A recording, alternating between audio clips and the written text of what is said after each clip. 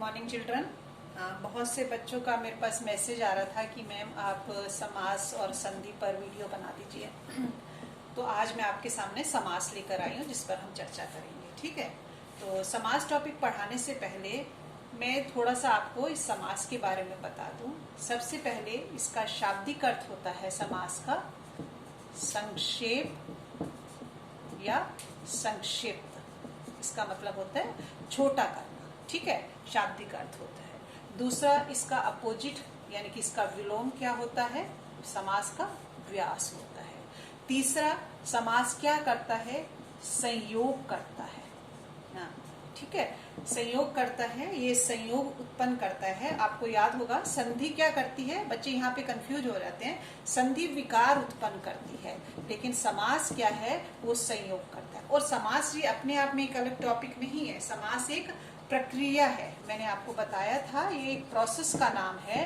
किस प्रोसेस का नाम है? आपको याद होगा जब हम शब्द संरचना मैंने आपको पढ़ाया था, शब्द विचार टॉपिक, तो उसमें मैंने शब्द संरचना की 4 इकाइयां बताई थी, है ना। आपको याद होगा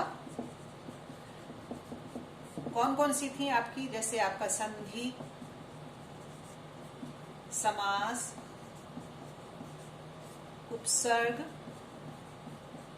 और प्रत्यय।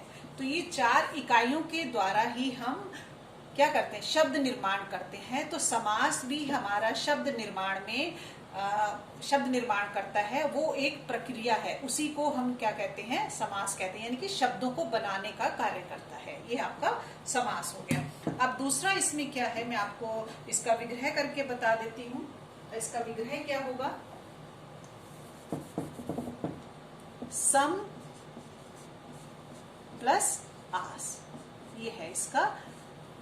तो आप इसमें कंफ्यूज मत होना। मैंने आपको पहले भी बताया कि यदि मैंने प्लस का निशान लगाया है तो संधि में भी लगाते हैं। तो दोनों में डिफरेंस क्या है कि संधि विकार उत्पन्न करती है और समास संयोग उत्पन्न करता है।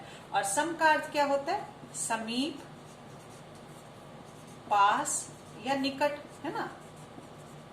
और आस मीन्स होता है बैठना या बैठाना। ये आपका इसका दोनों शब्दों का अर्थ हो गया।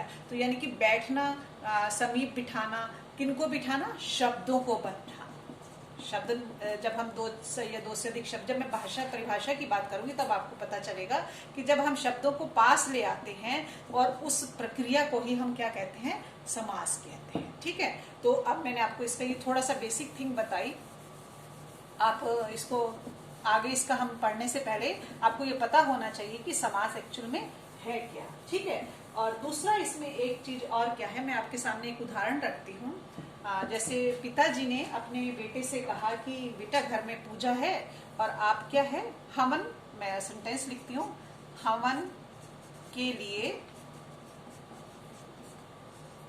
सामग्री ले आओ। पिताजी ने ये सेंटेंस बोला। तो फिर क्या हुआ कि बेटा जब वापस आता है सामान लेकर, तो पिताजी उससे पूछते हैं कि क्या तुम हवन सामग्री ले आए? देखिए, इन दोनों सेंटेंसेस को आप पढ़िए तो आपको पता चल जाएगा कि ये हमारा क्या है। यहाँ पर मैंने बहुत सारे शब्द लिखे हैं, है ना। और मैंने इसका शाब्दिक अर्थ क्या बताया? संक्षेप करना। इन बहुत सारे शब्दों को ही जब हम छोटा कर देते हैं तो वही यही प्रोसीजर, ये प्रक्रिया ही हमारा समास कहलाता है। ठीक है, अब इसके अंतर्गत कुछ और शब्दों का भी प्रयोग होगा और परिभाषा क्या होगी, मैं आपको पहले इसकी परिभाषा बता देती हूँ। इसमें पहले परिभाषा बताने से पहले मैं आपको इसकी कुछ बेसिक थिंग बता देती हूँ। यहाँ पर मैं कुछ शब्दों का प्रयोग करूंगी। पहला पद, या इसे हम पूर्व पद भी कहते हैं। और दूसरा आएगा यहाँ पर, सॉरी यहाँ पर मैं थोड़ा इधर करके लिखती हूँ जिससे कि आपको अच्छे से दिखाई दे जाए। पहला पद और दूसरा पद, ये कुछ शब्द प्रयोग होंगे जब मैं आपको समास की परिभाषा बताऊंगी या उसमें विग्रह करेंगे तो पता चलेगा। फिर दूसरा आता है आपका यहाँ पर, इसको हम पूर्व पद भी कहते हैं या हमारा क्या कहते हैं? उत्तर पद भी कहते हैं। ठीक है, और तीसरा इसको हम क्या कहते हैं? प्रथम पद या हम द्वितीय पद भी कहते हैं। तो आप कंफ्यूज मत होना। ठीक है, ये है तो तीनों का मीनिंग सेम ही है। तो यहाँ पर देखिए, हवन ये पहला पद हो गया, सामग्री हमारा दूसरा पद हो गया, या इसको हम पूर्व पद भी कहते हैं या हम इसको उत्तर पद भी कहते हैं। सकते हैं। तो क्या हुआ, इसकी अब डेफिनेशन क्या हो गई, ठीक है, कि दो या दो से अधिक शब्दों को जब ये वाले हमारे, ये क्या है आपका, ये हमारे विभक्ति चिन्ह है, ठीक है। जब हम इसको मैं लिख देती हूँ, विभक्ति चिन्ह इसको कहते हैं, योजक भी कहते हैं और हम अव्यय भी कहते हैं, ठीक है। जब हम क्या करते हैं कि जब बहुत सारे शब्दों को जब हम छोटा कर लेते हैं, संक्षेप में कर लेते हैं, तो इनको हटाना पड़ेगा, इन विभक्ति चिन्हों को हटाना पड़ेगा। तो वही हमारा क्या कहलाता है, समास कहलाता है। और इसकी अब परिभाषा क्या हो जाएगी वो मैं आपके सामने लिखती हूँ। दो या दो से अधिक पदों, यहां देखो पदों शब्द आया है, आप यहां पे भी मैं आपका भी क्लियर करती हूँ इसका डाउट भी, कि मध्य आपका क्या है, आप उन्हें हटा देते हैं। मध्य विभक्ति चिन्ह, विभक्ति या योजक या आपका अव्यय, इनको हटा देते हैं और उन्हें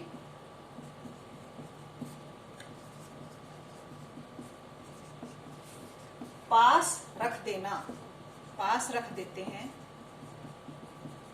वह ही हमारा क्या कहलाता है, समास कहलाता है। देखो ये मैंने आपको बोलचाल की भाषा में बताया, क्या कि दो या दो से अधिक यदि हमारे पद हैं, आप पूछोगे कि मैम यहाँ पे शब्द क्यों नहीं प्रयोग करा, पद जब हम वाक्य में प्रयोग हो जाता है तो वो हमारा क्या बन जाता है, पद बन जाते हैं। और यदि हम अलग से देखेंगे तो हमारे क्या होते हैं, शब्द होते हैं, ठीक है। तो क्या है, इनके बीच जो लगे हुए विभक्ति चिन्ह है, योजक चिन्ह है या अव्यय है, जब इनको हम हटा देते हैं और उन दूसरे दो शब्दों को हम क्या करते हैं, पास बिठा देते हैं, वही हमारा समास कहलाता है। मैं आपको एक और बात बताऊं, ये तो मैंने आपको बोलचाल की परिभाषा बताई, आपको आपकी बुक में क्या परिभाषा मिलेगी, मैं वहां पे आपको बुक वाली परिभाषा भी आपको बता देती हूँ, जिससे कि आप कंफ्यूज मत करना। वहां पर परिभाषा क्या होती है, दो या दो से अधिक पदों के, आप इसमें यहां पर शब्दों के भी लिख सकते हो, शब्दों के सार्थक मेल को क्या कहते हैं, समास कहते हैं, ठीक है। देखिए अब यहाँ पर मैंने आपको दोनों तरीके से परिभाषा बता दी, ये आपकी बुक की परिभाषा है, उसे आप ऐसे भी पढ़ सकते हैं। और यदि मैं आपको बोलचाल की भाषा बताऊं कि जो हमारे दो या दो से अधिक पद हैं, उनमें जो भी विभक्ति चिन्ह या योजक चिन्ह है या अव्यय है, जब हम उनको हटाकर उन्हें दोबारा उन दो शब्दों को वापिस रख देते हैं तो हमारा क्या कहलाता है, समास कहलाता है। ये तो होगी इसकी परिभाषा की बात, एक तो ये हमने बताया। अब इसमें एक शब्द और भी आता है, समास विग्रह, ठीक है। समास विग्रह बताने से पहले मैं आपको यहाँ पर एक और बताती हूँ, समस्त पद और समासिक पद। ये आपका यहाँ पर जब हम इसका समास के भेदों पर चर्चा करेंगे तब आपको पता चलेगा। तो समस्त पद और समासिक पद, पहली बात तो ये दोनों सेम है ना, इनमें दोनों में कोई डिफरेंस नहीं है, कहीं पर समस्त पद मिलेगा आपको, कहीं पर समासिक पद मिलेगा। अब ये किसे कहते हैं, ये वो है कि जैसे मैं आपके सामने लिख रही हूँ, समास प्रक्रिया द्वारा, जो हमने एक प्रक्रिया, जो मैंने आपको एग्जाम्पल दिया था कि हवन के लिए सामग्री, हवन सामग्री, आपको ये ध्यान होगा उदाहरण। तो यहाँ पर समास प्रक्रिया द्वारा बना शब्द, इसे समस्त पद या समासिक पद कहते हैं। कौन सी प्रक्रिया, जैसे मैंने यहां लिखा था, हवन के लिए सामग्री, हवन के लिए सामग्री, ये हमारा क्या है, बहुत सारे यहाँ पर शब्द हैं और इसी प्रक्रिया के द्वारा ये हमारा सारा क्या हो गया, समस्त पद हो गया, ठीक है। जब हम इस समस्त पद को अलग करके एक शब्द ये बनाते हैं, हवन सामग्री,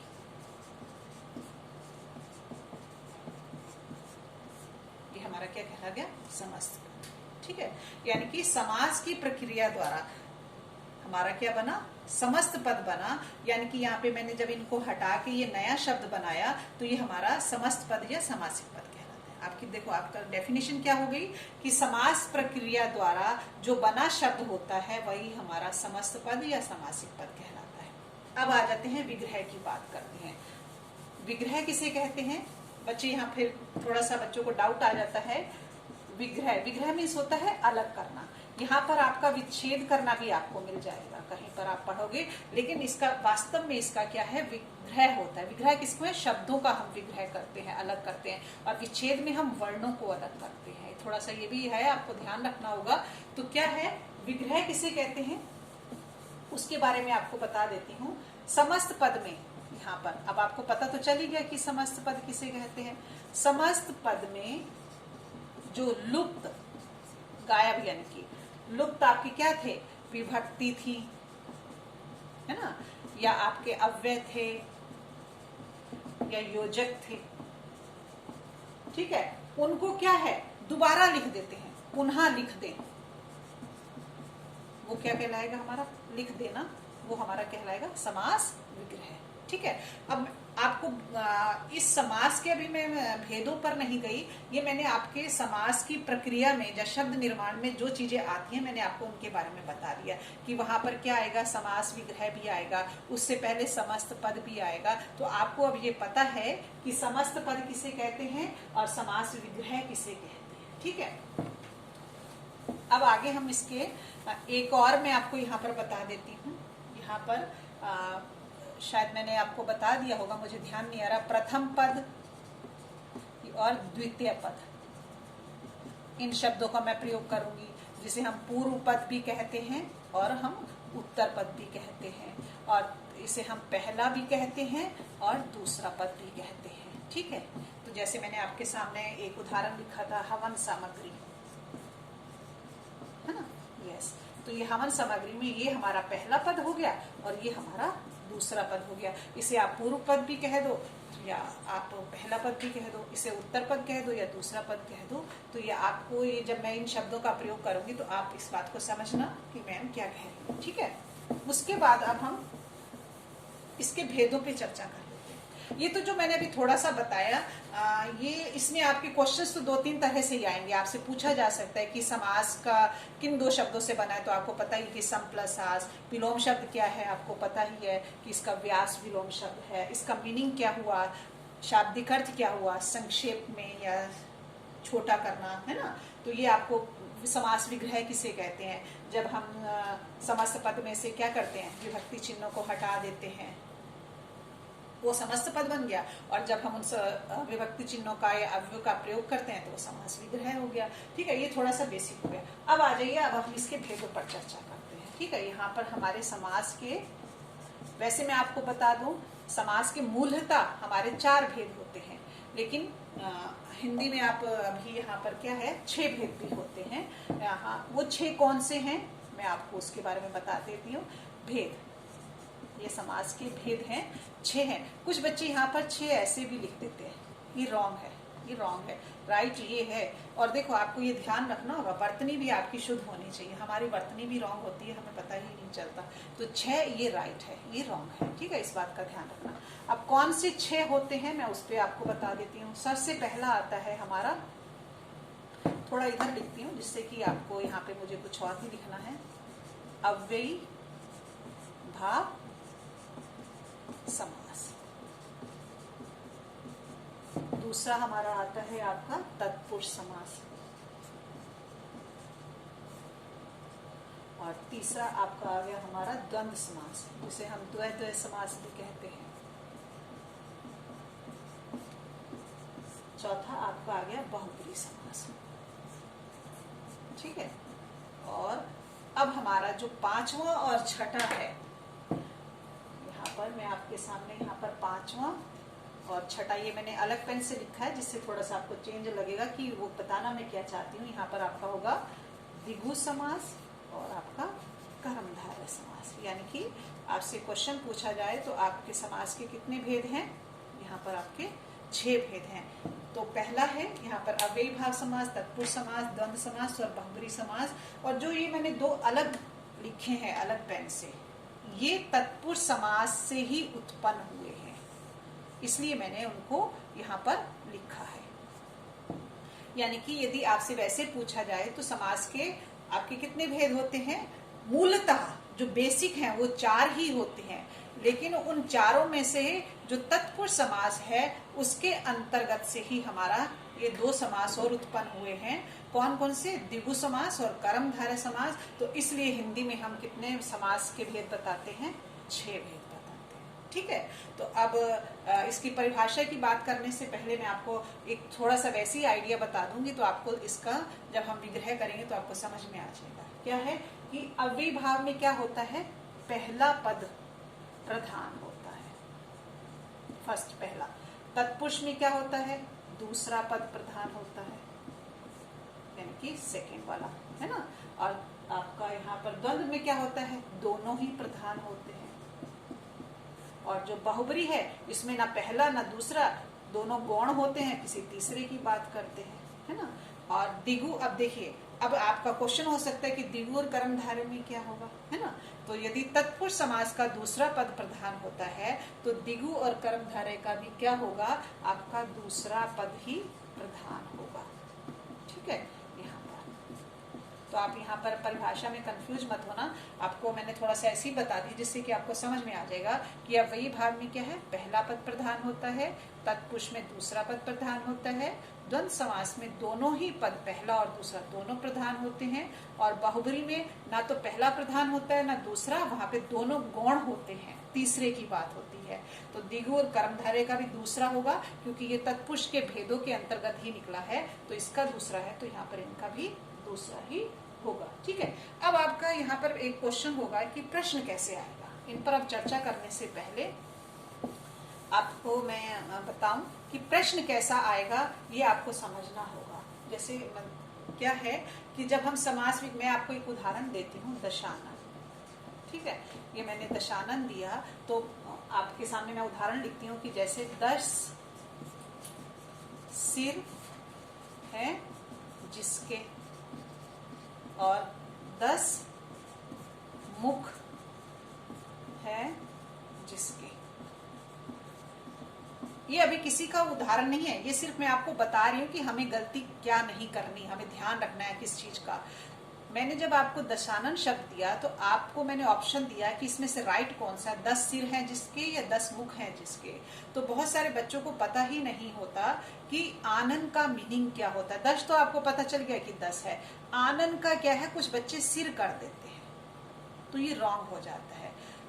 दूसरा आंसर क्या है? मुख है ना। मुख राइट, सही आंसर राइट है। आनंद मीन्स क्या होता है? चेहरा होता है या मुख होता है। लेकिन क्या है कि यदि आप जो इसका शब्द दे रखे हैं, 10 प्लस आनंद दे रखा है, तो उसी शब्दों का ही हम विग्रह करते समय प्रयोग करना चाहिए। कैसे कि 10 आनंद, यहाँ पे क्या हो जाएगा?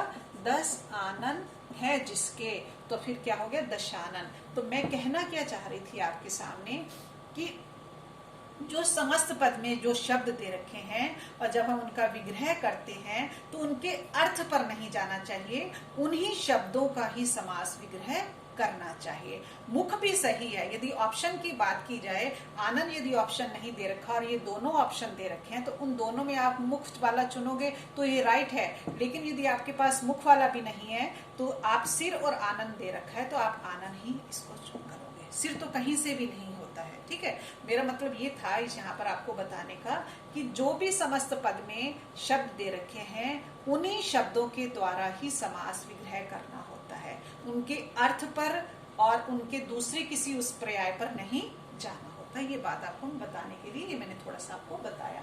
अब देखिए, अब मैं उन भेदों पर चर्चा करने से पहले एक और मैं आपको बात बता दूं कि प्रश्न कैसे आता है। ठीक है, जैसे आपका है, मैंने दिया रेखांकित पद में समास कौन सा है। जैसे मैं उदाहरण लिखती हूँ, समास कौन सा है, ये मैंने प्रश्न दिया आपको। मैं उदाहरण लिखती हूँ यहाँ पर, राम चतुर्भुज बनाता है। ठीक है, अब देखिए मैंने इसको रेखांकित कर दिया। अब यहाँ पर बच्चों का क्या होता है, बच्चे यहाँ पर बहुत जल्दी गलती कर जाते हैं, कंफ्यूज हो जाते हैं कि चतुर्भुज को देखते ही क्या कर देते हैं? बहुब्री कर देते हैं, है ना, बहुब्री। लेकिन यहाँ पर क्या है? चतुर्भुज यहाँ पर आपका यहाँ पर संख्यावाची है तो ये आपका द्विगु समास है, बहुब्री तो कहीं से भी नहीं है। यदि उसने वाक्य में दिया है और ये जहाँ पर अंडरलाइन करा है तो आप ध्यान रखना कि किस तरह से आएगा।